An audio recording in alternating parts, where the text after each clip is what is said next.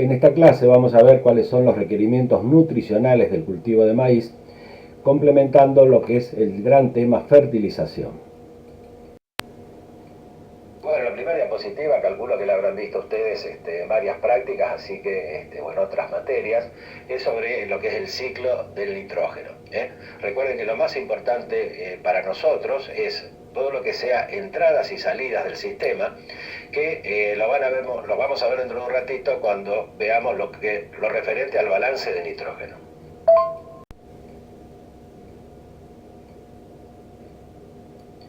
En la diapositiva 3 a la número 6 tienen algunas fotos e imágenes y textos sobre lo que son la deficiencia de los principales nutrientes. Recuerden que los nutrientes más importantes o macronutrientes son nitrógeno, fósforo y potasio. Pero ahí agregamos una diapositiva sobre azufre, ya que si bien es un elemento que los cultivos requieren en menor cantidad, en la actualidad está habiendo deficiencias azufre. Por eso en todas las clases vamos a hablar sobre NPK como los nutrientes más importantes, pero vamos a agregar el azufre como otro nutriente en el cual hay actualmente respuesta a la fertilización. 7, 8 y 9 tienen algunos ejemplos de lo que sería o cómo se visualizaría un lote sin nitrógeno, en los casos que dice testigo, y con diferentes dosis de nitrógeno. Que siempre estamos hablando de dosis de N, decimos 60N, 120N, son unidades de nitrógeno por hectárea. Y si ustedes se fijan en la diapositiva número 8, ven un lote de maíz, en el cual con una buena nutrición nitrogenada vemos que en el periodo crítico, que es donde están tomadas esas fotografías, el cultivo presenta las hojas inferiores todavía verdes, o sea, fotosintéticamente activas. Y luego veríamos algunos ejemplos de cómo son las espigas producidas en cada uno de esos tratamientos. Fíjense que en la medida que aumentamos la dosis de nitrógeno, el componente de rendimiento que habíamos visto en la clase anterior, que más se incrementa, sería el número de espigas por un lado y finalmente todos los componentes que hacen a tamaño de espiga. Por eso fíjense que ahí en la dosis de 120N tenemos espigas más grandes, menos problemas de fecundación y seguramente espigas más largas. Recuerden que no va a tener mayor número de hileras, ya que eso es una característica genética, no influenciada por la fertilización.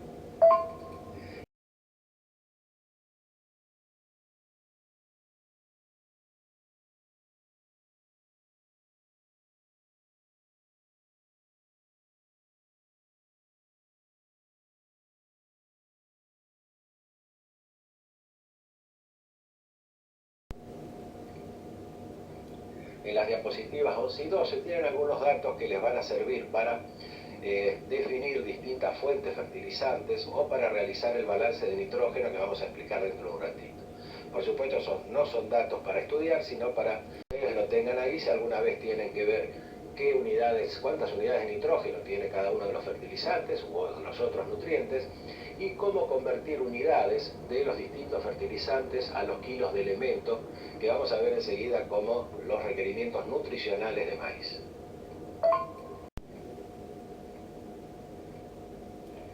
La diapositiva número 3 es muy importante. Ahí ejemplificamos en la cadena de mineralización que ustedes ven en el centro, desde las formas amídicas del nitrógeno hasta nitrato, que está rápidamente disponible para los cultivos, cómo las distintas fuentes nitrogenadas, o sea, los distintos fertilizantes, pueden llegar a estar disponibles para los cultivos.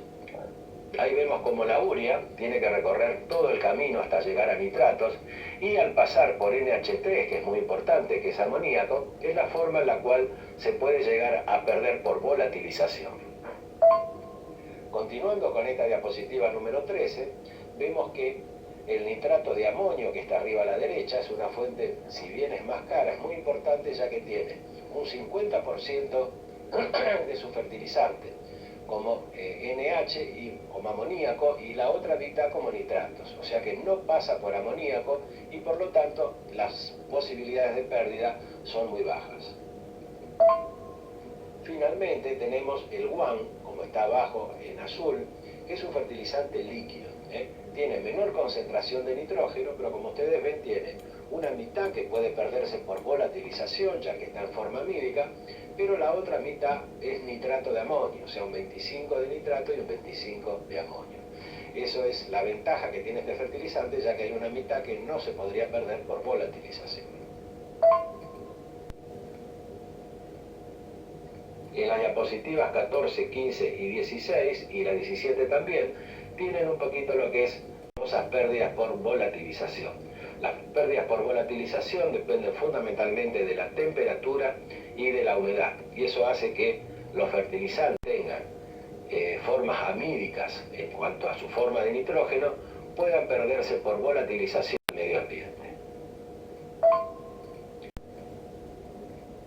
En la diapositiva número 18, que también es muy importante, tiene lo que sería el requerimiento nutricional de maíz. Recuerden, como cosa muy importante, en qué unidad se mide el requerimiento de un cultivo. El requerimiento de un cultivo se mide en kilos del nutriente por tonelada de grano. Entonces nosotros decimos que el maíz requiere, de acuerdo a esta tabla que estamos viendo, 22 kilos de nitrógeno para producir 1000 kilos de grano.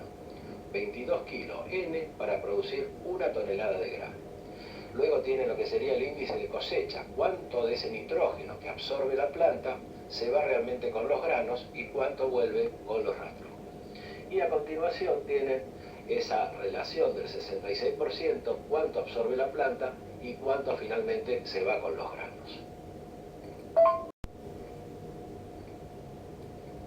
En las diapositivas 19 y 20 nos vamos adelantando un poquito a cómo son los requerimientos de otros cultivos, para tener una comparación. En la 19, por ejemplo, podemos ver que el cultivo de soja, que vamos a ver más adelante, por cada tonelada de grano tiene un mayor requerimiento. Fíjense que, comparado con el maíz que estamos viendo, la soja requiere 4 veces más nitrógeno para producir los mismos 1000 kilos de grano. Recuerden que esto está muy relacionado con lo que es el porcentaje de proteínas de grano. Ustedes ya pueden deducir que la soja tiene 4 veces más proteína en su grano que lo que es un grano de maíz. Y finalmente en el 20 tiene ese nitrógeno absorbido, esos 20 u 80 kilos de nitrógeno por tonelada de grano, se va con el grano. ¿Y cuánto sería la diferencia de lo que queda en los rastrojos, o sea que queda en el campo? En la diapositiva número 21 tienen una comparación con respecto a la curva de acumulación de materia seca en la planta, de cómo se van absorbiendo los diferentes nutrientes, cómo se absorbe el nitrógeno, el fósforo y potasio, fundamentalmente como macronutrientes. La diapositiva número 22, que es muy importante, tiene un resumen de cuáles serían las ventajas y desventajas de los distintos momentos para aplicar un fertilizante en maíz. De lo que estamos viendo ahí, nosotros podemos agregar los fertilizantes antes de la siembra, junto con la siembra, es decir, con la sembradora, alrededor de 6, B7, B8, como dice ahí, entre 2 y 8 hojas, o hacer una aplicación fraccionada, parte en presiembra o a la siembra y otra parte por allá en B6. Y tienen un resumen de cuáles son las ventajas y las desventajas de ambos momentos de aplicación.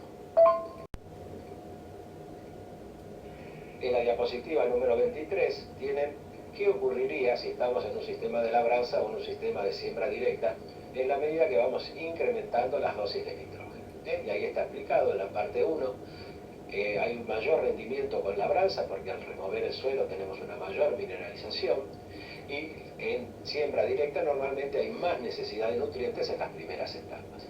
Y luego cómo sería la curva de incremento de los rendimientos en la medida que vayamos aumentando la dosis de fertilización. En la diapositiva 24 empezamos a ver un poquito qué hacer con la práctica. Los datos que ustedes están viendo en la diapositiva 24 están graficados en el gráfico de la diapositiva número 25. Esa gráfica de la diapositiva 25 representa lo que se llama la ley de los incrementos decrecientes o rendimientos decrecientes, o incrementos decrecientes.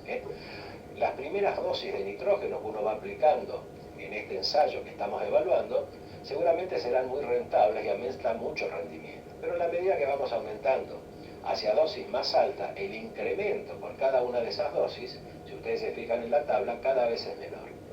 Por eso lo que es muy importante analizar en este ensayo que nosotros estamos tomando de ejemplo es lo que serían las diferentes eficiencias.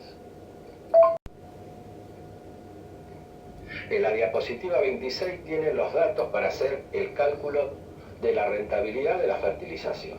Recuerden que ustedes para cada tratamiento que les ha tocado tienen que decir, bueno, ¿cuál es el ingreso que yo tengo por agregar 20 kilos, 40, 60 o 80? Eso se multiplica por esos kilos extras que estoy obteniendo, lo multiplican por el precio que yo les estoy poniendo ahí de los kilos de maíz. Y tendrán que considerar en realidad tres costos. Obviamente el primer costo es cuántos pesos me cuesta los X kilos de urea que tengo en cada tratamiento. Eso es variable de acuerdo a los distintos tratamientos. Luego tendrán que calcular el costo de aplicación. En nuestro caso, $7,50 por hectárea. Eso es constante para todos los tratamientos. Y finalmente tengo que calcular los gastos de cosecha y comercialización, que están puestos ahí del 19 y del 8%, y restarlo al plus de producción que estoy obteniendo. O sea, finalmente, a lo que es ese porcentaje sobre el ingreso neto.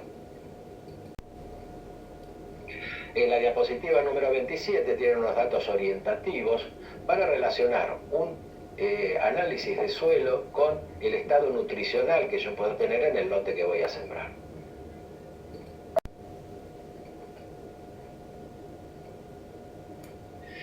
Finalmente, a partir de la diapositiva 28, tienen un ejemplo de qué es un balance de nitrógeno. Para ello, como no puedo dar una clase muy larga, les he acercado una separata. La separata es sobre la utilización del método de balance de nitrógeno. En la primera hoja está perfectamente explicado cómo se debe hacer un balance de nitrógeno para decidir finalmente qué dosis de fertilización nosotros tendremos que aplicar. Todo lo que está en las siguientes diapositivas no es importante que ustedes sepan hacer el cálculo. Lo que sí es importante poder llegar a la fórmula final. Recuerde que en esta fórmula final tenemos NP que sale de los valores de la tabla, que es el requerimiento total del cultivo. A eso debemos restarle a ese total de nitrógeno, el nitrógeno que puede aportar por mineralización y el nitrógeno inicial que tenemos a la siembra. Finalmente, la semana que viene, cuando ustedes hagan todos los cálculos, vamos a tratar de comparar el cálculo económico de acuerdo a valores más o menos actuales, cuál de los tratamientos es el más rentable, o en realidad sería hasta dónde es más rentable. Y luego lo compararemos con lo que es el balance de nitrógeno que estamos viendo en este ejemplo, a ver cómo agronómicamente resultan las distintas dosis aplicadas.